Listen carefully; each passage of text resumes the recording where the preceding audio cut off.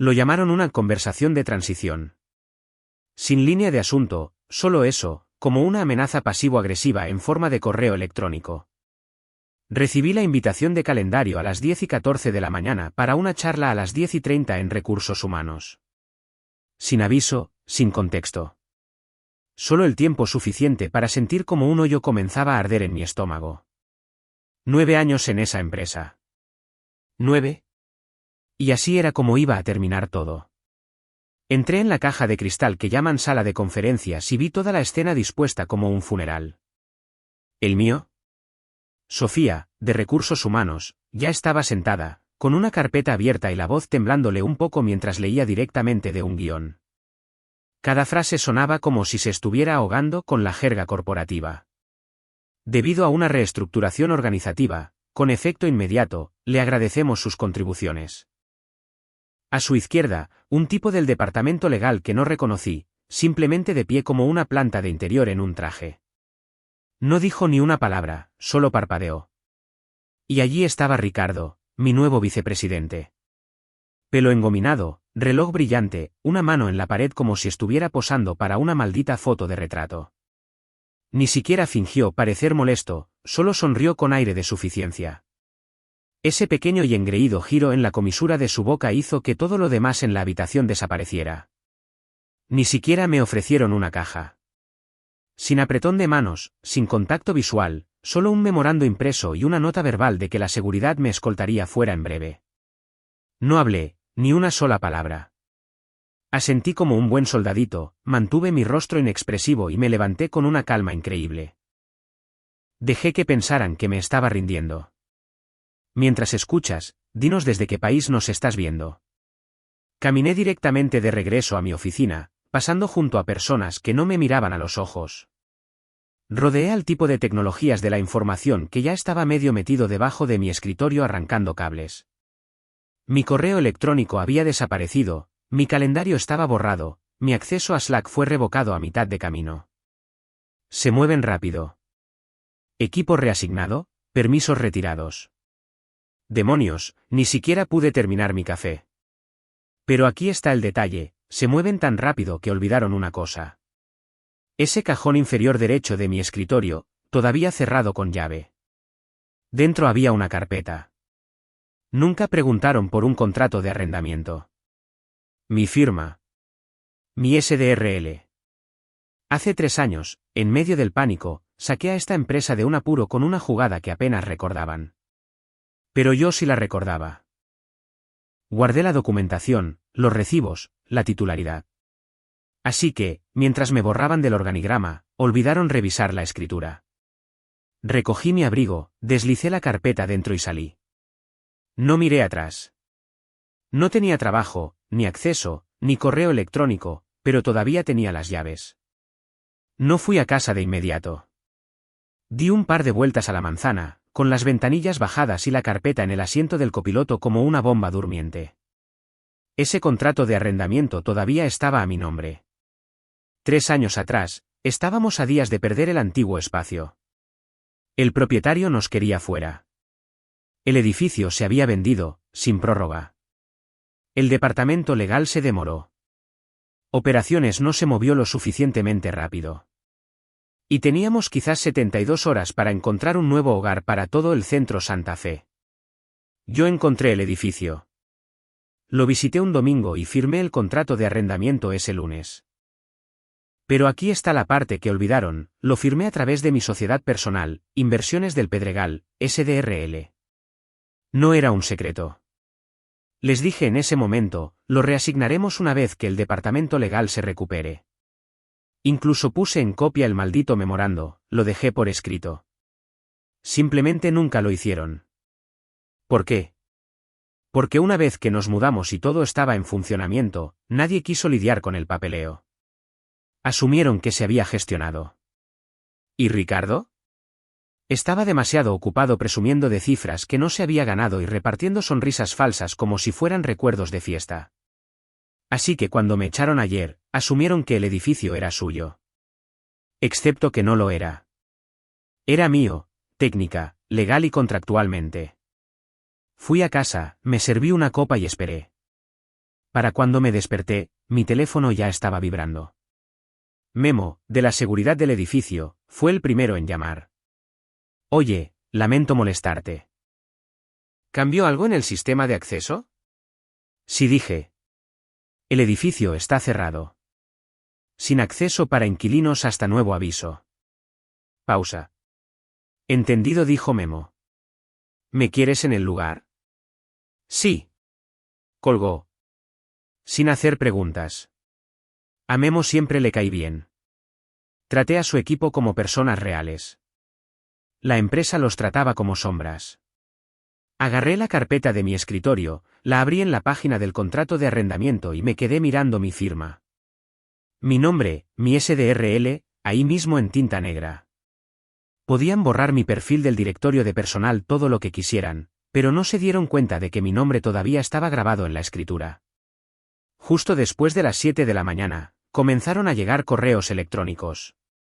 Valeria de operaciones, alguien de tecnologías de la información, incluso compras teniendo problemas con la red. Ninguno de nuestro equipo puede pasar la tarjeta. Seguimos recibiendo acceso para proveedores hoy. Nadie parecía saber por qué todo estaba fallando. Las luces estaban apagadas. Los paneles de entrada parpadeaban en rojo. Las puertas principales no respondían a las tarjetas.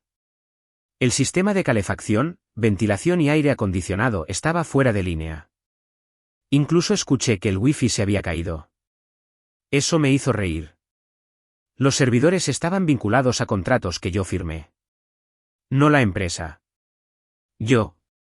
Todo era mío sobre el papel, desde la limpieza hasta la fibra óptica y las máquinas expendedoras. No fue sabotaje. Fue silencio. Nadie se había dado cuenta de la trampa en la que ellos mismos se habían metido. Simplemente cayeron en ella a ciegas. A las 7:42 de la mañana, Memo me envió una foto, Ricardo de pie frente a las puertas principales, con el ceño fruncido, teléfono en mano, intentando pasar la tarjeta, bloqueado. Unos minutos más tarde, otra foto, el camión de café estacionado afuera, confundido, esperando. Le escribí a Memo, mantén la posición. Sin entradas, sin entregas. Respondió, entendido. Para las 8:30 de la mañana, una onda expansiva comenzó a recorrer a los proveedores. Recibí llamadas del contratista del ascensor, del equipo de limpieza, incluso del tipo que se encarga de la supresión de incendios. Todos todavía tenían mi número. Mi nombre todavía estaba en cada factura. Oye, ¿es un día de mantenimiento programado? No dije, es un día de transición. A las 7:08 de la mañana, mi teléfono sonó de nuevo. Sin identificador de llamada, solo desconocido. Lo dejé sonar una vez, luego dos. Al tercer zumbido, contesté. Hola, soy Andrés. Soy del Departamento Legal Corporativo. Nosotros, tenemos una situación con el contrato de arrendamiento de Santa Fe. Estaba susurrando como si no quisiera que nadie lo oyera. Hay cierta confusión sobre la titularidad, dijo. ¿Confusión? Pregunté como si no lo supiera ya. ¿Te refieres a la parte en la que Inversiones del Pedregal, una SDRL de un solo miembro de mi propiedad, es titular del contrato? Silencio. Porque eso es lo que dice el contrato. Lo estoy mirando ahora mismo. Soltó un suspiro débil. Eso no estaba marcado en nuestros sistemas. No me digas, dije. Quizás deberías revisar el memorando que envié hace 3 años. Asunto, acuerdo de arrendamiento temporal, se requiere acción. Otra pausa. Me lo imagino revisando su bandeja de entrada, sudando a través de su corbata. Yo. Lo veo aquí. Enviado a Ricardo y a operaciones legales. ¿Correcto? Nadie hizo seguimiento. Nadie reasignó el contrato. La voz de Andrés bajó aún más. Esto podría desencadenar una responsabilidad importante. Sí, dije, marcándola al P. Y no solo legal, sino operativa. Controlo el sistema de climatización, los sistemas contra incendios, los códigos de los proveedores y los contratos de mantenimiento. Ah, y el sistema de acceso al edificio. Cada pieza de esa infraestructura pasa por inversiones del Pedregal. No habló. Podía oír a gente de fondo, voces ahogadas, teléfonos sonando. Alguien gritó, los servidores de las tarjetas siguen caídos. Andrés, dije, pareces nuevo, así que te lo pondré fácil. Ese edificio ya no está bajo su control. Si quieren acceso, tienen que hablar conmigo, y necesitaré ver una agenda. Me dio las gracias y colgó como si estuviera a punto de vomitar. Mientras tanto, mi teléfono no paraba de sonar. Proveedor tras proveedor llamaba, limpieza, jardinería, seguridad, fibra, café. La mayoría de ellos todavía me tenían como el contacto principal porque nadie en la corporación actualizó nunca nada. El centro Santa Fe no solo estaba a oscuras. Estaba ciego y sordo. A las 7:32 de la mañana, le envié un mensaje a Memo. Yo, mantener el cierre hasta nuevo aviso. Memo, entendido. Para las 7:45 de la mañana, el personal de mantenimiento intentó forzar una anulación de la puerta usando los teclados manuales. No funcionó. Había reemplazado los paneles después de un susto de robo 2 años atrás, cambié los códigos de administrador y se lo comuniqué a operaciones. Nadie lo documentó. Para las 8 de la mañana, alguien intentó cortar la energía para reiniciar los servidores. Las luces parpadearon, volvieron a encenderse y luego todo se bloqueó por completo. El sistema de climatización se reinició en modo de bloqueo. Las alarmas se activaron y luego, nada. Silencio sepulcral. Memo llamó de nuevo a las 8:20 de la mañana. Ricardo intentó pasar la tarjeta de nuevo. Se puso un poco pesado con el equipo. Dijo que va a llamar a la sede central. Puede llamar a quien quiera, dije. No hay acceso hasta que yo diga lo contrario. Memo se rió entre dientes. Parece furioso. Bien. Me mantuve alejado de las redes sociales, en silencio. No publiqué nada. Dejé que sudaran. Dejé que se las arreglaran como pudieran. Se estaban dando cuenta en tiempo real de lo profundo que se habían metido en problemas. Cada activo tecnológico, cada proveedor, cada entrega, cada pasada de tarjeta, todo estaba vinculado a contratos que yo había firmado personalmente. Y todas esas veces que me ignoraron, me descartaron, me saltaron en las reuniones como si solo fuera el tipo de operaciones, ahora estaban atrapados en un edificio que no poseían, al que no podían entrar y que no tenían idea de cómo gestionar. Me preparé un café, me senté junto a la ventana y esperé la siguiente llamada. No necesitaba hacer amenazas. Tenía el contrato de arrendamiento. Ellos tenían suposiciones, y las suposiciones no abren puertas. Para las 9:30 de la mañana, el caos interno comenzó a filtrarse. Resulta que la red privada virtual del edificio estaba vinculada a una dirección IP estática. No solo eso, estaba bloqueada en una configuración interna del sistema de nombres de dominio que yo configuré hace 2 años después de que Tecnologías de la Información arruinara una actualización de firmware y borrara la configuración de los routers. Nunca lo arreglaron, nunca lo transfirieron porque yo hice el trabajo y asumieron que simplemente seguirían aprovechándose de ello. Ahora, todo el sistema pensaba que el edificio no existía. A las 9:42 de la mañana, Valeria me envió otro mensaje. Valeria, ¿por qué Tecnologías de la Información pregunta si tú todavía controlas los servidores? Miré el mensaje por un segundo y luego respondí, yo, porque así es. No respondió. No hacía falta. Luego vinieron las llamadas. Una tras otra, soporte de proveedores para la señalización, la fibra, el sistema de climatización, el contratista de audiovisuales, incluso los limpiacristales. A las 10:10 en punto, un tipo llamado Jorge de Publimex llamó, con la voz temblorosa. Oye, tenemos programado un mantenimiento rutinario de la señalización hoy. Solo para confirmar, detenemos toda la actividad. Sí, dije, indefinidamente. ¿Le facturamos a la empresa? No, retenga la factura. Inversiones del Pedregal emitirá términos revisados. Entendido. A las 10:12 de la mañana, revisé los registros de las tarjetas de acceso de forma remota. Todavía tenía acceso de administrador. Ricardo había intentado pasar la tarjeta 5 veces más. Usó 2 tarjetas diferentes. Una estaba caducada. La otra probablemente era clonada de alguien de tecnologías de la información. Estaban desesperados. Para las 10:20 de la mañana, recibí una llamada de un número oculto. No contesté. Luego otra y otra. Sabía que no me enviarían un correo electrónico. Todavía no. Demasiado arriesgado, demasiado rastreable. Pero podía sentir el cambio. Esto ya no era solo un problema técnico. Esto era una responsabilidad legal. El equipo de tecnologías de la información finalmente se había dado cuenta de que no podían acceder a su propio equipo. Sin inicio de sesión remoto, sin acceso con tarjeta, sin credenciales. Todo pasaba por un armario de conmutadores cerrado detrás de una puerta reforzada que yo había instalado después de un susto de robo. Cambié los códigos de entrada el día después de ese robo. Nunca los compartí de nuevo. Estaban bloqueados fuera de su propia infraestructura porque a nadie se le ocurrió preguntar cómo estaba construida realmente. Asumieron que las operaciones simplemente sucedían. Se equivocaron al suponerlo. A las 10:45 de la mañana, abrí Outlook y escribí una línea al alias de legal. Asunto, acceso al edificio y control operativo cuerpo, encantado de discutirlo. Por favor, envíen una agenda y una lista de asistentes. Mi abogada estará presente. Luego le di a enviar y volví a mi café. Sin emoción, sin pánico, sin amenazas. Solo presión.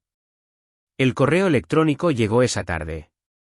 No de legal, no de recursos humanos, sino del propio Ricardo. Asunto, seamos adultos con esto. El mensaje era corto, informal, escrito como si estuviera tratando de hacerse el amigo de nuevo. Oye, sin rencores. Tomemos un café y hablemos de esto. Sin disculpas, sin explicaciones, solo ese tono casual que usaba cuando quería algo. Lo miré fijamente durante un minuto completo y luego se lo reenvié a Adriana, mi abogada. Ella respondió con una sola línea. Programemos la reunión. Elegimos el lugar. Un sitio neutral en el centro. Luminoso, público, imposible para él fingir que tenía el control. Ricardo llegó 10 minutos antes, intentando parecer relajado. Mangas arremangadas, reloj caro, sonrisa falsa. Se levantó cuando me vio, con la mano a medio extender para un apretón. No la acepté. Adriana ni siquiera levantó la vista de su carpeta.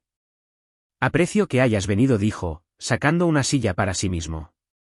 Solo quiero aclarar las cosas, ya sabes, encontrar una solución justa. Justa, repetí. Claro. Soltó una risita como si fuéramos viejos amigos compartiendo una broma interna. Las cosas se calentaron. ¿Un malentendido? Quizás. Ya has dejado claro tu punto. Hablemos de los próximos pasos. Adriana se inclinó hacia adelante. Estamos escuchando. Metió la mano en su portafolio y deslizó un sobre la mesa. Sello dorado, membrete de la empresa. Esta es una oferta única, dijo. Un pago limpio, de 7 cifras. Lo llamaremos un gesto de buena voluntad. No lo toqué. Tampoco Adriana. Ella abrió su carpeta y colocó el contrato de arrendamiento original sobre la mesa. El papel hizo un sonido seco contra la madera, el tipo de sonido que hizo que la sonrisa de Ricardo se contrajera. Pasó a la última sección y golpeó la página con su bolígrafo. Cláusula de penalización, dijo. 6 meses de pago más todas las tasas asociadas si el arrendatario es despedido o las operaciones son interrumpidas sin una reasignación por escrito. Ricardo frunció el ceño. Espera, ¿qué cláusula? Esta, dijo ella. Sección 23, subsección D. Se inclinó sobre el documento como si lo viera por primera vez. Su rostro comenzó a palidecer. Adriana siguió hablando, tranquila y precisa. Dado el momento y los problemas actuales de acceso al edificio, estimamos una exposición total en el rango de los 9 millones de pesos, sin incluir el tiempo de inactividad operativo que están experimentando actualmente. Ricardo parpadeó rápidamente, su garganta trabajando como si estuviera tratando de tragar clavos. Nosotros, no sabíamos de esa cláusula. Lo miré directamente a los ojos. Tú firmaste el contrato. Abrió la boca, la volvió a cerrar. Adriana deslizó el sobre de la compra de vuelta hacia él sin decir una palabra. Él no lo cogió. El silencio se alargó hasta que pareció que estábamos sentados en el vacío. Entonces me levanté. Reunión terminada, dije. La próxima vez, lee tu bandeja de entrada. Me dirigí a la puerta. Adriana me siguió, guardando el contrato de arrendamiento en su carpeta. Detrás de nosotros, Ricardo finalmente habló. Estás cometiendo un error. ¿Crees que esto te ayuda? Me giré, con la mano en la puerta. Ya lo ha hecho. Afuera, el aire se sentía limpio, fresco. Caminamos 2 manzanas sin decir una palabra. Adriana finalmente me miró. Está entrando en pánico. Bien, dije. Debería estarlo. Ella sonrió, una sonrisa pequeña y controlada. ¿Estás listo para que vuelvan a llamar? Lo harán. Siempre lo hacen cuando el farol falla. Revisé mi teléfono. 4 llamadas perdidas de números ocultos. Un nuevo correo electrónico de legal. La línea de asunto decía, solicitud urgente de discusión con el arrendatario. Sonreí y guardé mi teléfono. Querían volver a hablar. Por supuesto que querían. A la mañana siguiente, todo comenzó a desmoronarse. Los memorandos internos se filtraron rápidamente. El primero llegó a mi bandeja de entrada de un amigo de finanzas. Sin asunto, solo tienes que ver esto. Adjunto había un hilo de conversación a nivel de la junta directiva con el asunto, urgente, cadena de aprobación del contrato de arrendamiento, revisión inmediata requerida. Una línea destacaba, ¿quién demonios aprobó este contrato? Respuesta, Ricardo. Su nombre estaba allí mismo, en la página de la firma escaneada, con fecha y sin ambigüedades. Aparentemente, alguien finalmente se había puesto a revolver en los archivos. No porque quisieran, sino porque la junta directiva exigía sangre. A las 8:26 de la mañana, Adriana me envió un mensaje de texto. Me han pedido que me una a una llamada de emergencia de la junta. Te mantendré informado. 2 horas después, llamó. Sin formalidades, solo, están en modo de crisis total. La frase que usaron en la llamada, mitigando los riesgos de las dependencias regionales. Jerga corporativa para, incendiamos nuestra propia casa. Luego se envió el memorando de recursos humanos a toda la empresa. Yo ya no tenía acceso y aún así lo vi en 5 minutos.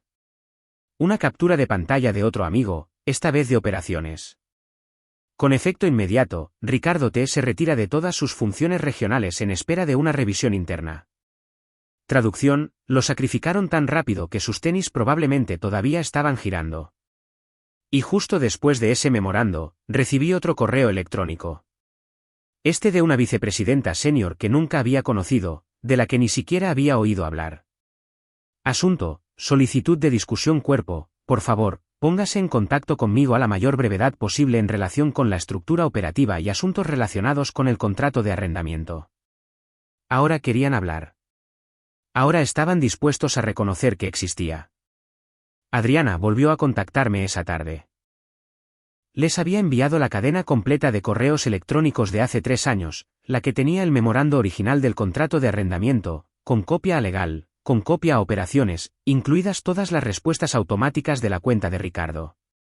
Tenían su prueba irrefutable. Ricardo lo ignoró en su momento, me trató como si fuera ruido. Ahora esa cadena estaba grapada en una carpeta y pasaba de mano en la sala de juntas como una prueba judicial. Abrí QuickBooks, exporté cada libro mayor de proveedores vinculado a inversiones del Pedregal y los resalté. 67 contratos activos, limpieza, jardinería, mantenimiento de ascensores, seguridad, sistema de climatización, fibra, baños, luces, wifi. Cada uno de ellos todavía facturado a través de mí. No de la empresa. No tenían energía, ni aire, ni internet porque habían dejado que un solo tipo se encargara de la columna vertebral y nunca pidieron un respaldo. Le envié a Adriana la hoja de cálculo. Ella se la reenvió a la vicepresidenta senior. 5 minutos después, mi teléfono se iluminó con un nuevo mensaje, por favor, confirme su disponibilidad para una llamada mañana. No respondí. No de inmediato. Lo dejé reposar. Dejé que lo sintieran. Había jugado cada carta según las reglas. Sin trucos, sin haqueos, solo recibos. Y ahora las mismas personas que borraron mi nombre de la lista de personal estaban luchando por encontrarlo en un contrato de arrendamiento que no leyeron. Exactamente al mediodía, sonó mi teléfono. Identificador de llamada, Beatriz Luján, vicepresidenta ejecutiva de operaciones corporativas. Dejé que sonara una vez, dos, y luego contesté. Sin formalidades, sin presentaciones, solo esto, ¿qué se necesitaría para adquirir inversiones del Pedregal? Su voz era plana. Sin vacilaciones, sin halagos. Eso me lo dijo todo. No estaban aquí para negociar. Estaban aquí para cerrar el trato. No le hice perder el tiempo. Adquisición completa, dije. Inversiones del Pedregal, SDRL, sistemas del edificio, derechos de los proveedores, transferencia limpia de todos los contratos operativos. Bien, dijo. Continué. Pago de bonificación de 3 años vinculado a su nivel de rendimiento ejecutivo. La misma fórmula que utilizan para la compensación de altos directivos. Entendido. Reconocimiento por escrito de la Junta Directiva de mi papel en la creación y continuidad del Centro Santa Fe. Firmado y fechado. Hizo una pausa de medio segundo. ¿Se puede redactar el texto? Siga. Contrato de consultoría opcional de 60 días. Remoto. Mis términos. Sin reuniones. Sin relaciones públicas. ¿Límite de horas? Sin límite. Otra pausa. Entendido. No discutió. No se inmutó. No dijo, déjeme consultarlo con el departamento legal. Ni, podemos revisar la parte de la bonificación. Nada. Solo un silencio eficiente. Esperé. Exhaló una vez. Tendrá un borrador para el final del día. Luego colgó. Adriana estaba sentada frente a mí cuando sucedió. Levantó una ceja. Han terminado de jugar, dije. Entonces hemos terminado de esperar. Fuimos a almorzar. Hamburguesas y papas a la francesa. Nos sentamos en el parque. Apenas hablamos. Nadie nos molestó. Revisé mi teléfono quizás 3 veces. Nada todavía. No es que estuviera preocupado. A las 3:45 de la tarde, el teléfono de Adriana vibró. Escaneó la pantalla, asintió una vez, luego abrió su portátil y me lo reenvió. Asunto, acuerdo de adquisición, inversiones del Pedregal de, asesoría legal, sede corporativa. Abrí el documento. 72 páginas, legible, limpio, sin trampas. Cláusula 1, transferencia total de activos. Cláusula 4, pago de bonificación indexado a los niveles de compensación de ejecutivos, plazo de 3 años. Cláusula 6, reconocimiento de la Junta Directiva incluido como anexo. Cláusula 9, contrato de consultoría opcional, sin límite, 60 días, a voluntad. Sin ediciones, sin marcas de revisión, sin tácticas dilatorias. No querían un debate. Querían que esto terminara. Rápido y en silencio. Adriana me miró. ¿Estás de acuerdo? Sí, dije. Cerrémoslo. Para las 4:10 de la tarde, ella había respondido, línea de asunto, confirmado. Por favor, inicien los documentos finales. Sabían que habían perdido en el momento en que me preguntaron qué se necesitaría. Nunca iban a ganar esto, no una vez que se dieron cuenta de que no había tocado absolutamente nada fuera del protocolo. Sin venganza, sin destrucción, solo documentación blindada que ellos habían firmado e ignorado. A las 4:47 de la tarde, llegó el segundo correo electrónico, instrucciones para la transferencia bancaria, adjuntos legales, confirmación del mensajero, todo en orden. Toda la empresa, su imagen, su infraestructura, su presencia en Santa Fe se había reducido a un solo edificio. Y ese edificio era mío. No se lo restregué por la cara. No era necesario. El silencio de su parte lo decía todo. Fuimos al banco esa mañana. Una sucursal pequeña, tranquila. Adriana se encargó del papeleo. Yo solo me quedé allí mirando la pantalla. La transferencia bancaria se completó en menos de 2 minutos.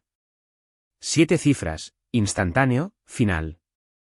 Sin llamadas, sin demoras, sin segundas intenciones. Querían que se hiciera, que se enterrara, que se sellara. 1 hora después, llegó el mensajero. Carro negro, carpeta de cuero, logotipo corporativo en la solapa. No dijo una palabra, solo la entregó y se fue. Dentro estaba el paquete final del acuerdo, firmas de 6 miembros de la junta directiva, sello corporativo, lenguaje formal. Adriana hojeó las páginas hasta que lo encontró. Página 17, tercer párrafo, reconocemos a Carlos como el arquitecto fundamental del Centro Santa Fe. Eso era todo. Sin adjetivos, sin adornos. Solo una frase nítida en tinta negra. No fue un cumplido. Fue una confesión. No me dieron las gracias. No me celebraron. Me pagaron.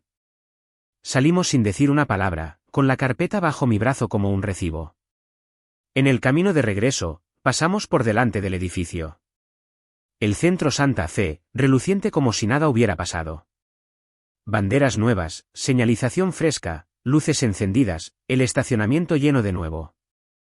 El vestíbulo estaba impecable, parecía montado como un plató de cine. Justo en el medio había una cita gigante en la pared de cristal. Mía. Hace 3 años, la dije en una reunión de presupuesto tratando de convencer a operaciones de que aprobaran la mudanza, el objetivo no es el espacio, es la capacidad. La imprimieron con letras de 18 pulgadas. Sin nombre debajo, por supuesto que no. Pero no me importaba.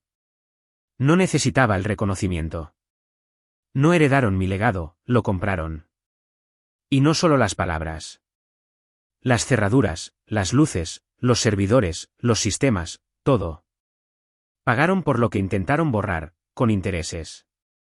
Dejé a Adriana, conduje a casa, estacioné y saqué esa carpeta. La que nunca preguntaron. Todavía cerrada, todavía exactamente donde había estado desde el principio.